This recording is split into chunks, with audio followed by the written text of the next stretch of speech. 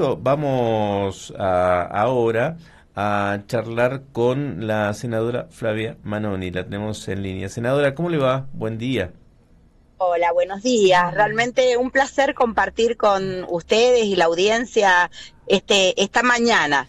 Y bueno, ahí estaba escuchando las anécdotas de las caídas, Sí. la verdad que todos hemos pasado y hemos aterrizado en las acequias, aunque seamos parte de este mismo paisaje mendocino donde está lleno de acequias. Sí, es Exactamente, cierto. Como el exactamente. bautismo de fuego que lo hemos tenido todo y ya sabemos dónde están, porque, bueno, el de afuera, el porteño, se le llama mucho la atención nuestras acequias y dice, Sí. ¿cómo puede ser que no estén aterrizando permanentemente? Y una caidita tuvimos, una por lo menos tuvimos todos. Yo he escuchado los Yo varias, en sentido literal y figurado. yo, algunos chilenos decían, esos hoyos que tienen Eso ustedes. pollo. Buenísimo, Es verdad, es verdad, muy es bueno, verdad. muy gracioso. Es muy bueno, Sí, sí. Bueno, senadora, vamos a lo nuestro. Hay, por supuesto, un clima preelectoral donde hay alianzas, hay movimientos de todo tipo. Cuéntenos un poquito cómo analiza usted esta previa aquí en la provincia, que siempre Mendoza tiene sus particularidades, ¿no? Sí, la verdad que tiene sus particularidades y en algunos casos esas particularidades nos han llevado a veces a arrodillarnos ante el AMBA, ¿no? Sí, Porque esta dependencia que tienen a veces nuestros queridos gobernadores de arrodillarse ante los intereses de Buenos Aires, de unos y otros, digo, a mí en lo personal me disgusta bastante porque obviamente los intereses del AMBA no tienen nada que ver con los intereses de Mendoza. Es más, están encontrados los intereses, porque nosotros somos la Argentina profunda y productiva y siempre tenemos que estar esperando que digiten las políticas, que ellos decidan si nos mandan los fondos o no, que decidan si nos dan portezuelo o no, y entonces tenemos una gran dependencia y debilidad de los gobernadores ante los oficialismos porteños. ujú, ujú. Entonces, esa es la única particularidad que hemos tenido hasta ahora, que Ahí se nos cortó un manera, poquito. Ahí las está. demás me parece que hasta son folclóricas y tienen que ver con nuestra idiosincrasia, con nuestra forma de ver la realidad, tan diferente, porque también estamos al oeste y durante mucho tiempo supimos ser una de las provincias más importantes Ujú. del oeste argentino. Entonces, y bueno, y un poco teniendo un puerto tan cerca. Ujú. Entonces, tener que trasladar todo al puerto de Buenos Aires y que para poder exportar por Buenos Aires paguemos 10 y para poder exportar por el otro lado tengamos que pagar 8 porque no le gusta el centralismo porteño y bueno, es complica para la producción. Y la verdad que también, si una provincia se ha caracterizado por las pymes, por el trabajo, porque seamos sinceros, Mendoza todavía la gente se sigue levantando a limpiar sus veredas, Sí, la cultura del trabajo es parte inherente a lo nuestro, en serio, yo creo que hasta sentimos culpa si no estamos trabajando la gran sí, mayoría de los mendocinos. exacto. Entonces, digamos que personas que tienen 50 años, porque cierra la pyme donde trabajaron durante 30, se queden sin trabajo, porque tienen que pagan más de luz y de impuestos que lo que recaudan, porque le meten el vino por la ventana, digo, es muy complicado hoy la subsistencia y si no tenemos trabajo, tampoco podemos sostener los sistemas jubilatorios. Ujú. Entonces, es como una gran cadena, un círculo vicioso de exclusión y sobre todo de dejar a la gente afuera. Entonces, cuando empezamos con esto del mundillo político, digo, la verdad que yo les digo sinceramente, es la primera vez que estoy en un cargo legislativo. Se los digo para que vean que a mí también me sorprenden muchas cosas que le sorprenden a mucha gente. Ujú. Hay temas que uno no los puede entender porque digo, parece que pasara todo por una cuestión ideológica y después lo ideológico queda en el bolsillo y cerramos, se hacen cierres que no tienen nada que ver con las Eso. posturas tal vez ideológicas. ¿Qué le dicen pragmatismo? Todo bien, coincido en algunas cuestiones, pero también, por ejemplo, el famoso pacto de Moncloa, donde llegaron a acuerdos de cuáles son las políticas de Estado que no se van a tocar, y hoy eso tan pendular que va de un lado hacia otro, en serio, la verdad que deja de lado políticas en las cuales nos habíamos puesto de acuerdo todos los argentinos y teníamos una senda trazada. Entonces, bueno, estos cierres nos han llevado a esto, ¿no? Senadora, dice algo muy claro. En un momento con estas palabras que estoy escuchando atentamente, se muestra de alguna manera como un outsider, ¿no? Dentro de la política. Y los ciudadanos de a pie muchas veces nos preguntamos, ¿cuál es ese mundillo con el que evidentemente tienen que ir dialogando, ir consensuando, en algún momento acordando que parece que no se va a tocar y de repente sí, se toca, se le echa mano, se cambia, todo por ir acomodándose en alguna situación que evidentemente les va a venir bien, como ser acomodándose en partidos políticos que van a seguramente ganar. Pero digo, para el ciudadano de a pie, eso nos tiene que preocupar, eso se ha dado siempre. Por supuesto que hay que preocupar, siempre hay que preocupar, porque cuando hay, digo, en cualquier relación de poder, el que tiene el poder es el que manda. Y en este caso, hoy sabemos que cualquier relación, y si no es ideológica y tiene que ver con un acuerdo netamente de conveniencia, por una cuestión netamente electoral, obviamente se tuvieron que entregar intereses de Mendoza. Seamos sinceros, digo, no vamos a ver, vamos a cerrar con una persona que anda con una motosierra diciendo que va a tocar la casta y tocó los sueldos de los jubilados, los haberes, perdón, de los jubilados, que recortó a los docentes, que está cerrando el CRISIT, el CONICET, digo, una cosa, pasamos de un extremo a otro, de que son todo, de generar instituciones monstruos a cerrarlas todas. Digo, ¿dónde está el equilibrio y la política sana? O por lo menos, yo siempre digo, un país equilibrado y normal.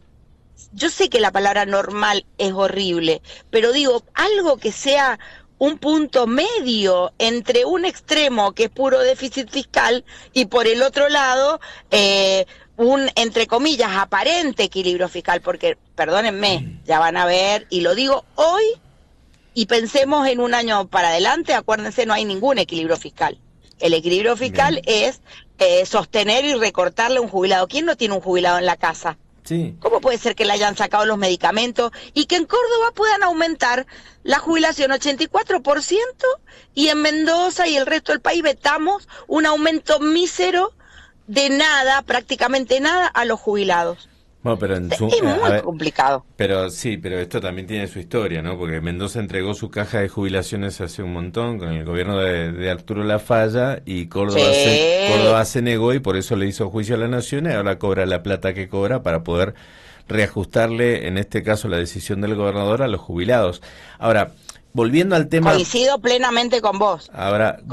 Plenamente con vos. Volviendo al tema más político, el tema de la Unión Mendocina, porque la verdad que no sé cómo llamarlo ya, porque era el PRO, después se convirtió en Unión Mendocina, ahora alguna gente está dentro de la Unión Mendocina y el PRO por otro lado, De Marchi trabaja para Milei, se alían con Provincias Unidas, en una parte el PRO va aliado a la Libertad Avanza, en otra va en contra porque se alía a las Provincias Unidas. ¿Dónde están parados ustedes acá en la provincia de Mendoza? De equilibrio. Bueno, específicamente acá en Mendoza, primero en la Unión Mendocina no era el PRO, eso me parece que es importante que quede claro, porque en realidad el PRO, acuérdense que en ese momento lo tenía, digamos, lo habían intervenido y la interventora del PRO era Eve Casado. Digo, no estuvo acá el PRO como partido en la Unión Mendocina en su momento, ¿sí? Claro. Fue una voluntad de muchos partidos que miramos a Mendoza y que cada uno tuvo su estrategia electoral nacional, pensando en algunos puntos programáticos muy establecidos, donde de ahí no nos íbamos a correr ni salir, ¿sí? En ese sentido, la mirada fue específicamente bien federal, pensando en los intereses mendocinos. Uh-huh. Ahora bien, El PRO en esa alianza quiso entrar, pero no pudo porque estaba intervenido. Acuérdense de que había una intervención de Patricia Bullrich y el PRO lo tenía la vicegobernadora actual, Sí. Bebe Casado. Sí. Entonces, digo, cuando dicen que la Unión Mendocina era el PRO, sí, había un candidato que era del PRO. Pero el resto, por ejemplo, yo nunca fui del PRO. Difonso nunca fue del PRO. Ariel Pringles nunca fue del PRO. Por ejemplo, Marcos Quattrini es coalición cívica y no es del PRO. Entonces, era un esfuerzo de dejar diferencias, pero a ver, como pasaba en Cambiemos, estaba Libre del Sur, estaba la vicegobernadora, pero también estaba el socialismo. Digo, son estrategias que tienen que ver con ejes programáticos de acuerdo para cada una de las provincias, ¿sí? Ahora bien, ¿qué tiene que ver el radicalismo vetando el aumento a los jubilados, por ejemplo? Me gustaría saber. Yo que soy profesora universitaria y que trabajo codo a codo con muchos estudiantes radicales o de franja morada, no tiene nada que ver con los postulados de ese partido centenario, ¿sí? Entonces, ¿o qué tiene que ver el Verde con Libre del Sur, que hasta ayer fueron funcionarios de Cornejo? Perdón. Sí. Perdón. Bueno, por eso. Son estas alianzas programáticas, la como gente dice usted, no, claro. no las entiende. Es como que se acomodaran para tener un cargo, pero no pensando en la gente, precisamente. Y la gente ve el color de afuera, ¿no? Todas estas internas que usted menciona, senadora, por ahí el votante no las entiende o no las avala. Claro, no hace el mismo análisis. no llega a coincido plenamente. Claro, coincido no plenamente. Es que sí, no interesan. Y ahí está donde algunos pueden hacer lo que quieren, porque como no genera el interés que tiene que generar, y bueno, entonces se permiten y tienen licencias para hacer para hacer cuestiones que tal vez, con una ciudadanía tal vez un poco más comprometida, a ver, dentro de lo que se puede, porque la gente tiene que subsistir también. Entonces, ¿por qué le tenemos que exigir a la gente cuestiones que a veces no generamos ni siquiera desde la misma educación? Que es la reflexión, crítica, es poder entender lo que subyace, lo oculto, no solamente lo manifiesto y lo que sale en un TikTok de 15 segundos. Digo, es como complejo también. Ahora, en lo claro es que Provincias Unidas, ¿sí?, o grito federal, como lo llamamos, es un grito de la Argentina profunda y productiva para ponerle un freno a las políticas que atentan contra los intereses de las provincias. Digo, eso es lo claro. Y todos los que coincidan en ese pensamiento van a ser bienvenidos. De hecho, el mismo Julio Cobos dijo que es un lugar muy interesante, que es un lugar que realmente... y es radical. ¿Y por qué no? Pero Cobo fue vicepresidente de Cristina. Claro, por eso digo. Pero bueno, indudablemente, yo estoy hablando de Cobo, estoy hablando de un Jorge Palero, que también fue senador radical. Bueno, pero estoy hablando... también hablemos de Orozco, que fue un radical y que fue candidato de su espacio a vicegobernador, y de Omar de Marchi, que fue candidato a gobernador y ahora no está dirigiendo ahí Aerolínea con Milei. Ninguno de los dos está. Nosotros por eso no estamos usando ni siquiera el nombre de la Unión Mendocina. Primero éramos 5 espacios, 5 partidos nacionales que estábamos trabajando juntos fuertemente para poder definir una estrategia, digamos, de adhesión a un espacio nacional que surgiera con la fuerza del interior, con la fuerza de la defensa de las provincias, con una mirada un poco más equilibrada, no fanatizada. Bien. Si algo le hace bien al país, y acompañaremos. No me van a decir que estos gobernadores algunas cuestiones no las han acompañado, han sido equilibrados, pero ahí cuando empezaron a meterse contra los intereses de su provincia, y bueno, ahí se pusieron firmes, porque tampoco, ¿hasta dónde este centralismo porteño nos va a llevar puestos también? Está bien. La verdad que a mí me disgusta sobremanera que nosotros, la Argentina productiva, tengamos que sostener la verdad que subsidios en otras provincias, sobre todo en este ambacentrismo, la verdad que creo que es lo que trata de combatir Grito Federal. Y en eso coincidimos todos los que estamos en el espacio. En eso, todos los que estamos en el espacio coincidimos. Yo no es que... coincido en lo federal, sí, pero coincido también en que muchos gobernadores no quieren bajar sus gastos, no quieren hacer recortes, cuando lo podrían hacer, y lo único que piden es plata. No, yo creo de que algunos gobernadores, obviamente que lo hacen, que digo, yo no voy a hablar por todos los otros gobernadores. Sí, y maquillan. A ver, el otro día estábamos hablando aquí con un legislador que creo que era senador, sí, o diputado, y planteaba que ustedes votaron un presupuesto, una ley de avalúo impositiva, y después el director de ATM acá sube el 200%, el 600%, ni siquiera tiene en cuenta la inflación, el tributo que deben pagar en ingresos brutos, entonces que debemos pagar todos. Porque cambiaron la tabla. Claro, entonces... Porque cuando vos generas una fácil, ley con un espíritu... En lugar de recortar, le subimos los impuestos, total, decimos que le bajamos a tal sector, pero por otro lado nos arrancan la cabeza en ingresos brutos o en automotor, entonces no sé cómo es la cosa. Eso en realidad la verdad que no tiene ni ton ni son, porque mira, te voy a dar el ejemplo, ley de educación, aprobamos el arraigo, ¿sí? Que tiene que ver con que todos los docentes puedan concentrar las horas en la misma escuela, lo que significa el sentimiento de pertenencia, que ahorren en pasaje, pero no solamente eso, el compromiso con esa escuela, ¿no? Todo en la ley era espectacular. Por otro lado, la capacitación docente, ningún país serio, digo, yo me dedico a la temática de educación durante más de 20 años, me dedico a investigar en la temática, he trabajado científicamente sobre el tema, tengo publicaciones internacionales sobre ese tema, es el mío, así que ahí, digamos, soy autoridad intelectual más que autoridad política en hablarlo, ¿no? Y hacemos comparaciones y sabemos que ningún país serio puede generar proceso de transformación en materia educativa si no hay capacitación docente continua. ¿Cuántos años hace que no hay una capacitación docente continua? Un docente que no llega a los 700.000 pesos, 600.000 pesos en algunos casos, va a poder capacitarse si no le alcanza para comer. Entonces, empezamos a generar procesos, en vez de generar desarrollos de competencias, habilidades o, como se habla en el mundo, de capacidades, empezamos a hacer prácticamente un retroceso en materia educativa, en todos los sentidos. El año pasado, los mendocinos, el 80% de los mendocinos, no leímos un libro entero.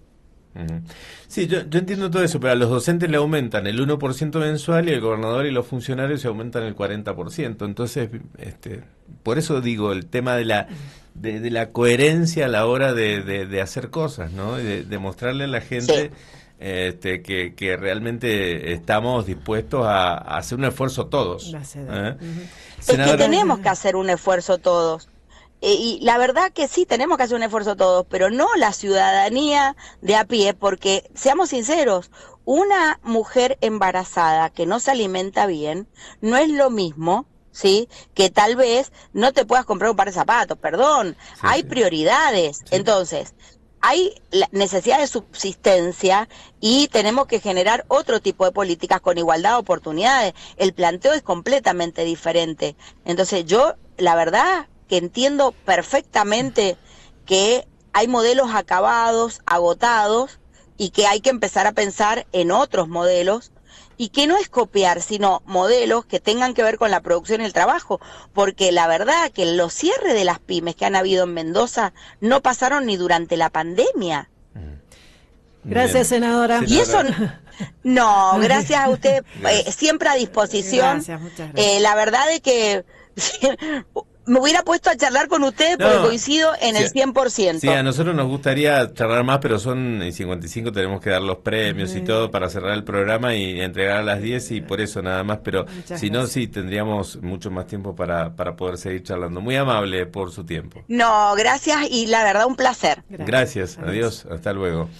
Bueno, las 9:55 se nos fue, perdón, es que yo...